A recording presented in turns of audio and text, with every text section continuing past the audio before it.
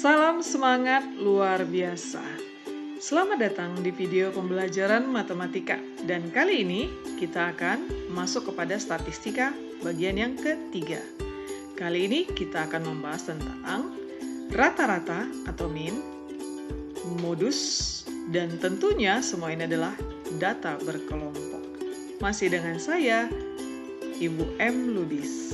Ya, matematika itu mudah tentunya kalau dipelajari. Ya, sebelum masuk ke materi pembelajaran, ada kalimat bijak yang berkata seperti ini. Berjuang untuk sukses tanpa kerja keras. Itu sama seperti mencoba memanen ketika kamu belum menanam. Ya, tentunya kamu tidak akan mendapatkan hasil apa-apa, bukan?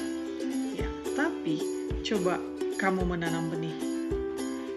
Lalu kamu rawat, kamu siram, kamu beri pupuk. Apa yang terjadi? Tentunya dia akan berbuah lebat dan kamu akan memanennya suatu saat nanti. Sama halnya dengan belajar. Kalau kamu belajar lebih keras lagi mulai dari sekarang, tentu suatu saat nanti kamu akan memanen hasil yang manis di masa depan kamu. Oke, tetap semangat belajar ya. Sebelum kita masuk ke bahasan mengenai rata-rata, mari kita lihat secara detail apa bagian-bagian dari data distribusi frekuensi berkelompok ini. Nah, di sini ada contoh. Ini adalah nilai kuis matematika siswa kelas 12. Siswanya ada 100 orang. Jadi, nilai 50 sampai 59 ada 16 orang.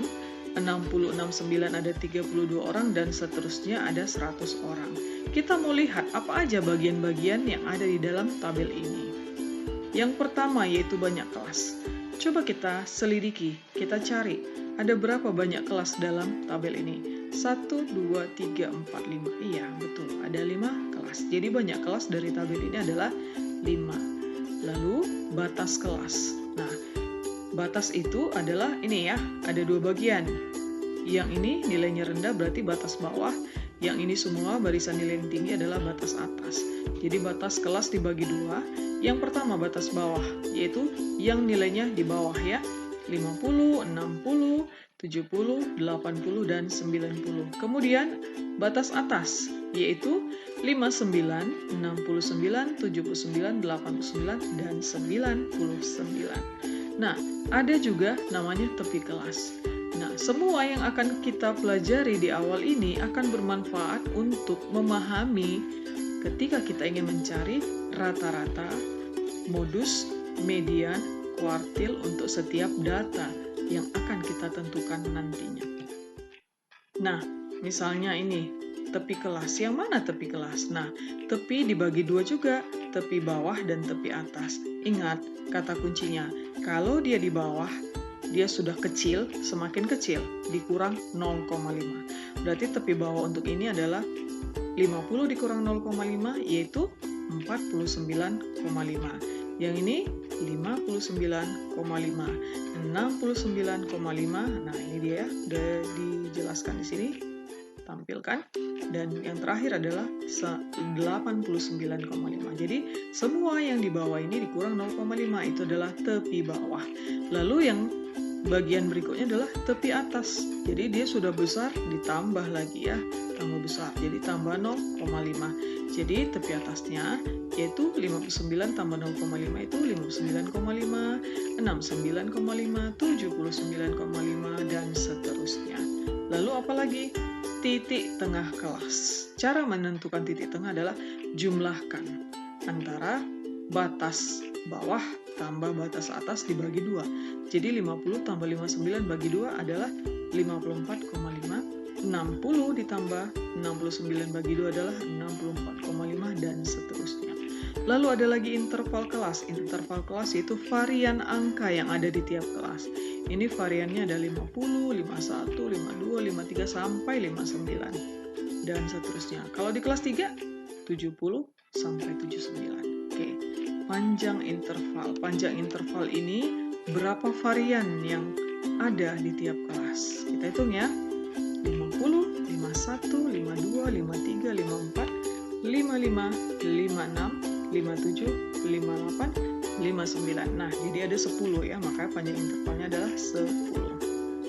Oke, frekuensi kelas. Nah, frekuensinya udah jelas ini ya. Frekuensi kelas pertama 16, kelas kedua 32, kelas ketiga dan seterusnya. Oke, baiklah. Sekarang kita ingin menentukan rata-rata atau min. Nah, untuk menentukan rata-rata saya ambil dua cara aja ya. Banyak cara sebenarnya, jadi saya ambil dua aja. Yang pertama dengan menggunakan titik tengah. Jadi untuk menentukan rata-rata data berkelompok dengan menggunakan titik tengah, yaitu rumusnya X bar atau rata-rata sama dengan jumlah dari frekuensi dikali dengan nilai tengah. X ini nilai tengah ya, per jumlah seluruh frekuensi. Ya, lalu bagian kedua dengan menggunakan rataan sementara. Jadi rumusnya adalah X bar sama dengan rataan sementara ditambah jumlah dari frekuensi dikali dengan DI per jumlah frekuensi. Apa ini DI? Nah, di sini saya jelaskan.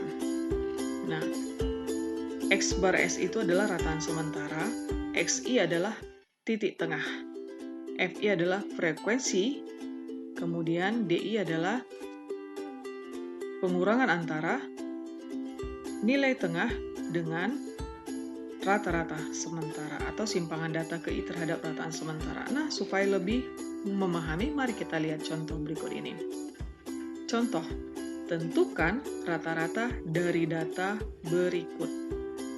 Data ini ada berapa kelas? 1, 2, 3, 4 kelas. Ada 4 kelas. Frekuensinya ada 18. Lalu kita akan menentukan rata-rata. Kita tadi ada menemukan dua cara. Yang pertama dengan menggunakan nilai tengah. Jadi kita cari dulu nilai tengahnya. Nah, atau titik tengah ya. Jadi 50 tambah 56, 106 dibagi 2 yaitu 53 ya. 57 tambah 63 bagi 2 adalah 60. Kemudian 64 tambah 70 bagi 2 adalah 67 dan seterusnya. Nah, berdasarkan rumus tadi, frekuensinya harus dikalikan dengan nilai tengah lalu dijumlahkan. Nah, inilah hasil perkalian antara frekuensi dan nilai tengah. 5 kali 53, 265. 2 kali 60, 120. 7 kali 67, 469. 4 kali 74, 296. Jumlahkan ada 1150. Jadi, kalau kita masukkan ke rumus, X bar-nya adalah atau rata-ratanya adalah jumlah dari perkalian antara frekuensi dengan nilai tengah, yaitu 1150 per jumlah dari seluruh frekuensi 18. Maka dapat rata-ratanya 63,89. Oke, mari kita lihat cara yang kedua. Cara yang kedua adalah dengan menggunakan rataan sementara. Ya, misalnya rataan sementaranya adalah 67.